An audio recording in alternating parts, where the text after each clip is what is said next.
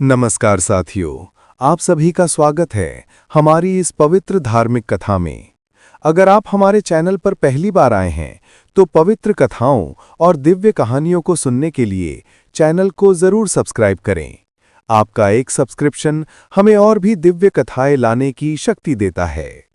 शिव महिमा कथा, इसी इमेज पर आधारित पूरी कहानी। रात का समय था। पहाड़ों के ऊपर गहरी धुंध फैली हुई थी। ध्यान मग्न साधु अपने अपने मंत्रों में लीन थे। तभी आकाश में एक तेज प्रकाश प्रकट हुआ। ये कोई साधारण प्रकाश नहीं था, ये भगवान शिव के प्रकट होने का संकेत था। प्रकाश के केंद्र में महादेव खड़े थे। जटा से बहती गंगा, कपोलों पर दिव्य त्रिपुंड और तेज इतना कि चारों दिशाएं धूप की तरह चमक उठीं। उनके सामने एक बाल साधक खड़ा था जिसने अभी अभी कठोर तप पूरा किया था। उसके शरीर से भस्म उड़ रही थी और आंखों में आश्चर्य तथा भक्ति का सागर भरा हुआ था। उसी समय दूसरी दिशा से एक दिव्य राजसी स्वरूप प्रकट हुआ। सुनहरी मुकुट, गले में नगीने और हाथ में मंत्रों की शक्ति। उसका चेहरा गंभीर था, जैसे किसी बड़े धर्म संकट का संदेश लेकर आया हो। महादेव ने शांत स्वर में कहा, वत्स, तुमने अपनी भक्ति से मुझे प्रसन्न किया है। अब बताओ तुम क्या चाहते हो। बाल साधक भाव विभोर होकर बोला, भोलेनाथ, मैं केवल इतना चाहता हूं कि आपके ज्ञान और आपकी कृपा का प्रकाश संसार में फैले। लोग अपने भीतर के अंधकार को पहचानें और धर्म के मार्ग पर चलें। इतना सुनते ही राजसी स्वरूप आगे आया। उसने महादेव को नमन करते हुए कहा, देवादिदेव, संसार में अधर्म बढ़ रहा है, लोगों का मन भटक रहा है।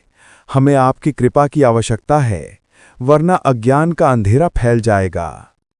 महादेव ने हल्की मुस्कान के साथ कहा, जब भी समय कठिन होता है, शिव प्रकट होते हैं। अधर्म को समाप्त करने के लिए किसी युद्ध की आवश्यकता नहीं, ज्ञान ही सबसे बड़ा अस्त्र है। ये सुनते ही वातावरण शांत हो गया, लेकिन बाल साधक के भीतर अभी भी एक प्रश्न था। उसने महादेव से पूछा, भोलेनाथ, अगर ज्ञान ही सबसे बड़ा अस्त्र है तो लोग क्यों भटकते हैं।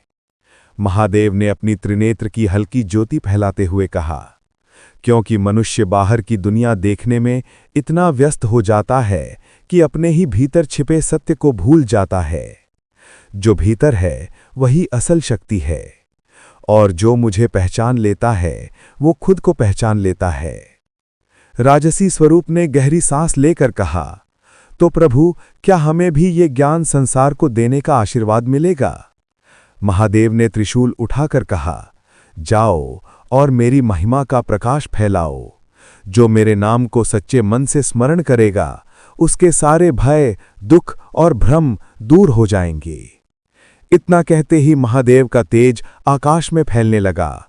पर्वत गूंज उठे और दोनों, बाल साधक और राजसी स्वरूप, शिव के आदेश को लेकर धरा की ओर उतरने लगी।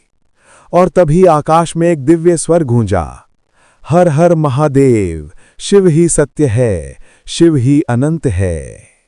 कथा समाप्त।